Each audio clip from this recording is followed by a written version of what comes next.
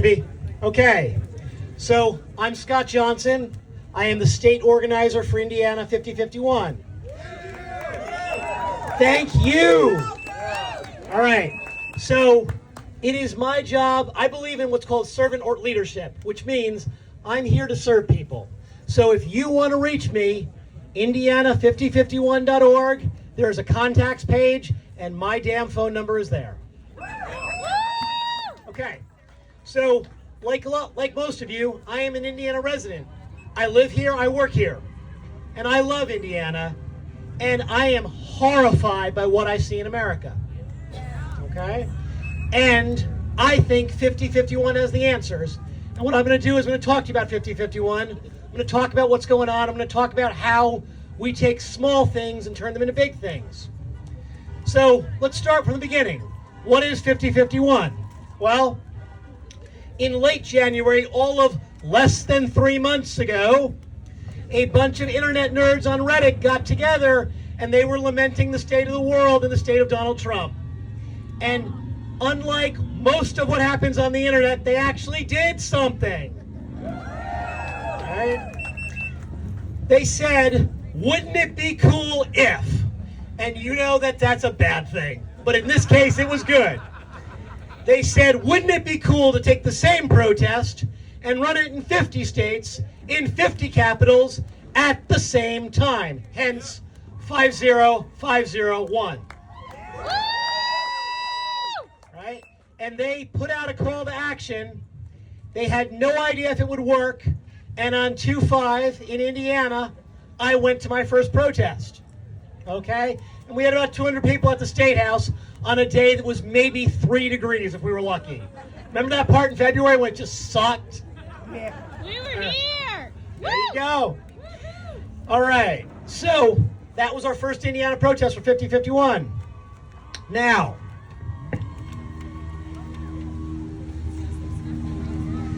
so let's talk about where we come. So when I got there, and here's how you get involved in something, right? If you want to be me, I'll tell you how I got to be me, because I was politically disaffected my whole damn life until February 5th, okay? I voted, but I, like a lot of us, didn't care that much, right? I viewed the political process as something I couldn't possibly affect, so therefore I didn't worry about it, right? And that was wrong of me, and I will admit my failings there. Now, so what I did is I went and I found the organizer on February 5th, and I looked at him and I saw that at the end of the protest, he had put out snacks and water just like Hippie does, right?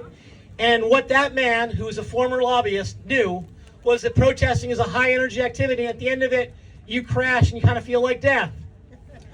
And so I said to him, this is who I am.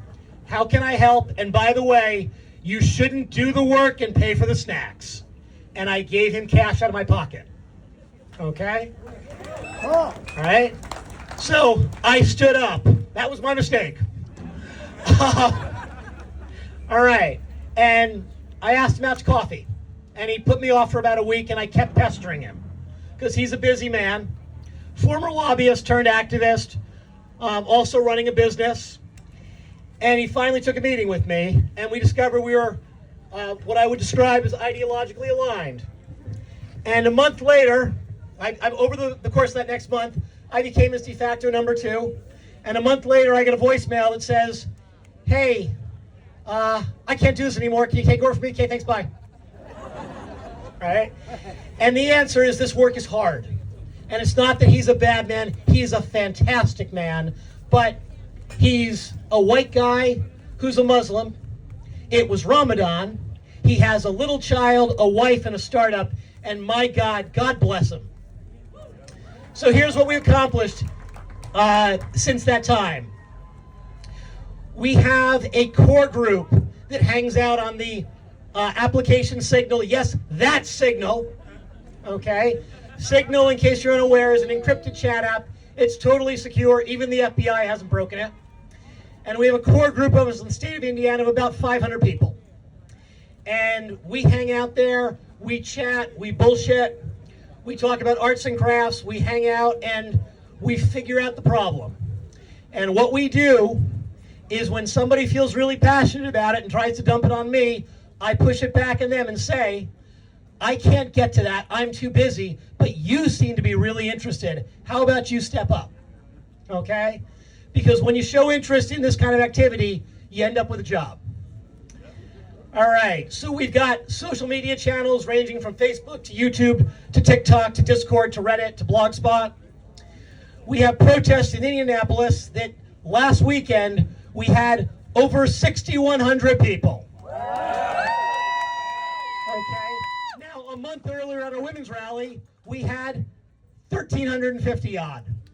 So we went up by 4.4 times in a month. All right? And I'd love to say we did all that, but the people did all that because they are recognizing what Trump has done and they know it's wrong. We the people. All right. So we now have protests all over the state. We have a firm commitment to nonviolence. 5051 is a nonviolent movement. You come to my signal, you come to my protest, you advocate for violence, and I'm either going to kick you out of signal or I'm going to ask you very gently to leave. Okay? One thing that we have as a movement is we have what's called moral authority. The minute we get violent, we lose that. We are no better than they are, and we will not become them. All right. And if you heard about Lafayette and you want to talk about it, I will explain what went wrong there and how we are trying to prevent it from ever happening again. I don't ever want to see any of our people either in jail or hurt. Okay? I take that very seriously. We now have leadership all over the state, and it's not just in Indianapolis. And hey, I'm here. I drove 3.5 hours to get here, and this isn't my first trip to Evansville. All right, so I'm going to back up a sec. So what is 5051? We are shock and awe for protests, right? Same protest, all the cities, all the states, one time. We are a grassroots organization. We are across the country in every state, and we are a distributed organization that cannot be shut down. And that's important because when you call yourself the resistance, you know they're coming for you. So, what makes Indiana 5051 special? Because we're actually doing something pretty amazing in this state, believe it or not. And what we've done is we've got leadership. And that's not just me, that's a whole bunch of people. Hippie is one of them. Okay? I talk to this woman, I think, every single day. So, unlike a lot of states, we actually have one 5051 organization, and what that means is we're not fighting each other. We're not competing for resources, we're cooperating. So what we do is we organize first at the state level, and that's me, okay? And the people who work with me. And then we organize at the congressional district level. Now, we are in Indianapolis, that's District 5. The state leadership runs Indianapolis, and the reason we do that is because we believe in grassroots leadership, and you can't do grassroots stuff unless you're on the damn ground, okay? So I am out there. Last weekend at 10 a.m., I was setting up a protest just like Hippie, right? We all work hard. Next thing we do, congressional district level. We have four districts now besides District 5. And we've got leadership there. One of our people was in Scottsburg today giving a speech at a town hall. Actually, this speech. We then do the county level, and we have one county. We're just getting started on counties. And we have no towns. But you could say that's a problem, and I could say that's an opportunity. Yeah. Right? So if you're not in Jackson County, all those other counties are open. All right, so we've got vision and we've got a plan. So now you're thinking something like this. Bunch of internet weirdos. These protests won't matter. Protests don't ever change anything. I've heard it all, people.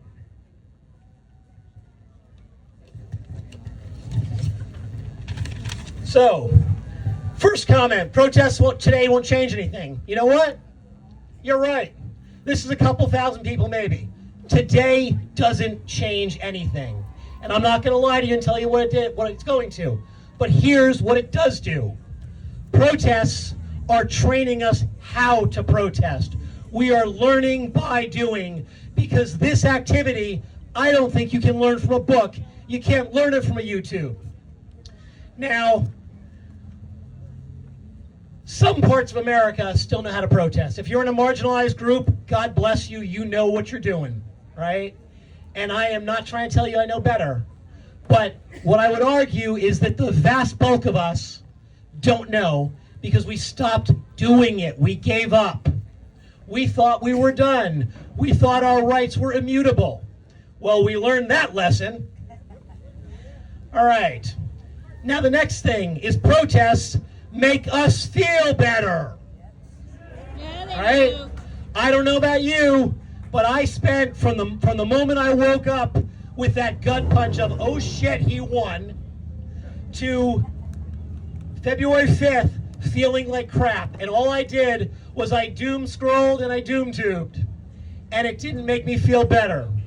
But then when I came out in the freezing cold, I felt good because I looked around and I saw people who gave a shit about the same things I do.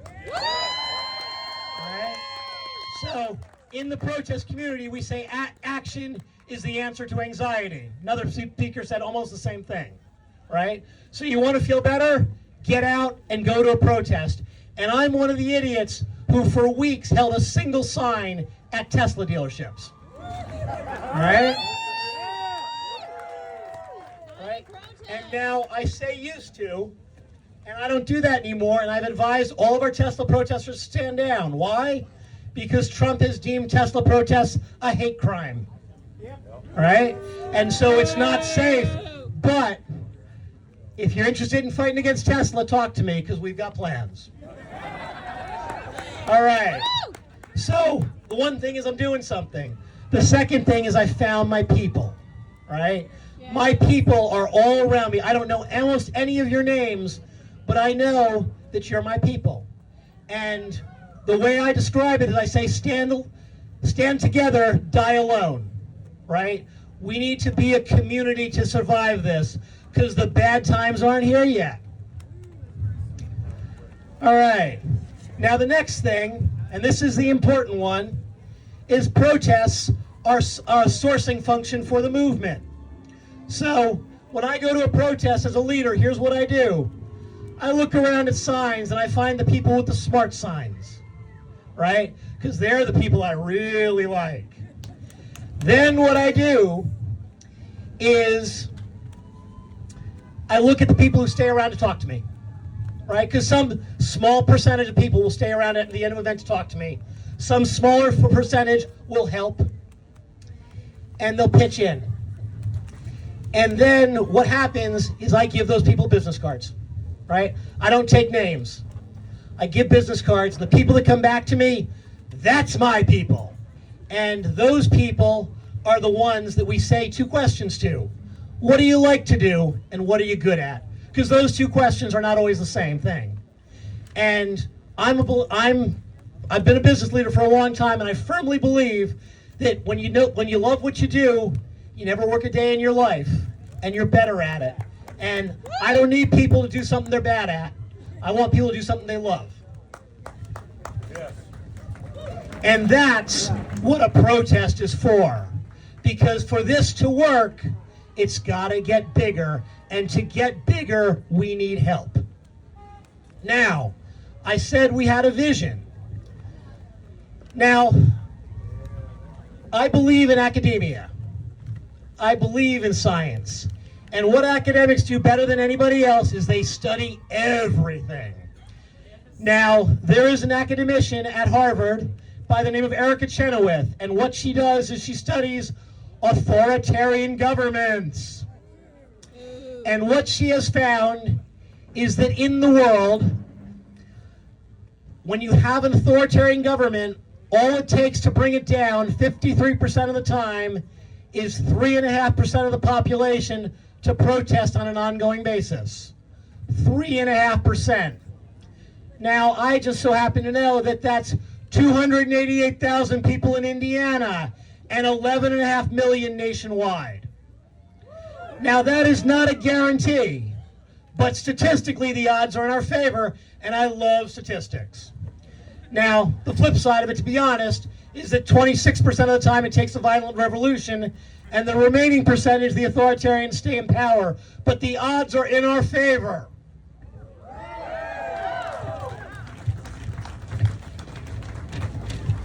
And that's what 5051 is. We are a movement that is focused on change. We are 100% nonviolent, and we believe America is actually in trouble. Now, if you're here, you know that. So I'm going to give you the ways to convince your friends and your family and the deniers that you know. So, don't believe it? There is actually a disappeared persons tracker website. In America, you can go to a website and you can see the photo and the name of every damn person ICE has disappeared. The last time I checked, that was 1,200 plus people. Okay? And that's without due process. And let me remind you that an immigration violation, that's how they fucking justify it, is a civil crime. It's not something you get sent to prison for. Don't believe it? We now have America's first concentration camp. There is a prison in Miami called Krome, Krome. It is overcrowded by a factor of 10. It is an actual prison, and they're stuffing everyone into it. Now, when you overcrowd a prison by 10, you have a concentration camp, people. Don't believe it? Trump has fully defied the courts. He's not bringing back people. He's not returning the planes when they tell him to. He is in violation of the law because the president is not a damn king.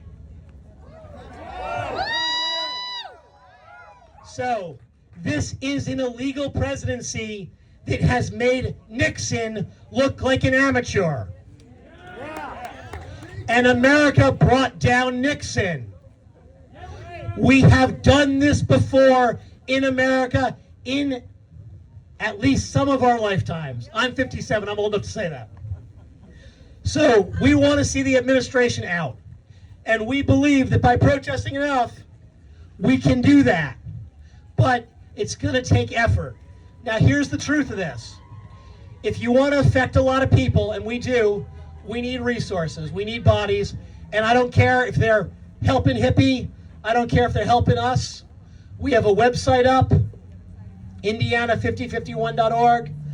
We are running a protest in Indianapolis that next week we project will have 12,000 people. Okay? We actually have a whole stage show. So if you want to make a 3.5 hour drive, there's something to see, and it will be live streamed if you can. Okay? And I can't tell you how absolutely delighted I am to be in Evansville to see this many people in such a red district. And what that means is this isn't about red versus blue. This is now about Americans. Right? And what we have to do is, as painful as it is, we have to bring them back. Right? Because I don't know what the number is. A third of the population in America is in a cult, or 20%, or whatever. But at the end of the day, we can't kill them. Right? That's a joke. Right? At the end of the day, we've got to convince them. And the way we convince them is the following. What is going to happen in the next probably 60 days is the new budget will pass. And then what happens is everyone's Medicaid and SNAP benefits go away, in addition to whatever hell they wreak on Social Security. That's right. Right? And that's right. They are fuckers. So when that happens, that will wake people up, and that is when you talk to them. Right? Because at that point, the cult of personality is broken because he is proven to be a false prophet. And he's a bitch. Yes, he is. Okay. Amen, brother. Amen. Right? So in all seriousness, if you're upset by this, stay involved. And whether that's going to a protest, whether that's taking action, whether that's giving a speech, and I know this is hard. Now, I am the state organizer, so my face is everywhere. My contact info is everywhere, but I would like to point something out. On the internet, you can be anyone you want. You do not have to use your real name in the movement. You can make up a new name. You can make up a new persona. Some of our organizers do that to protect their jobs, right? You want to come to a protest and be dressed all in black right down to the head mask with a little slit? That's called black bloc. That's cool as hell, right? Do what you have to do to stay safe. And the concept here is understanding your personal risk profile.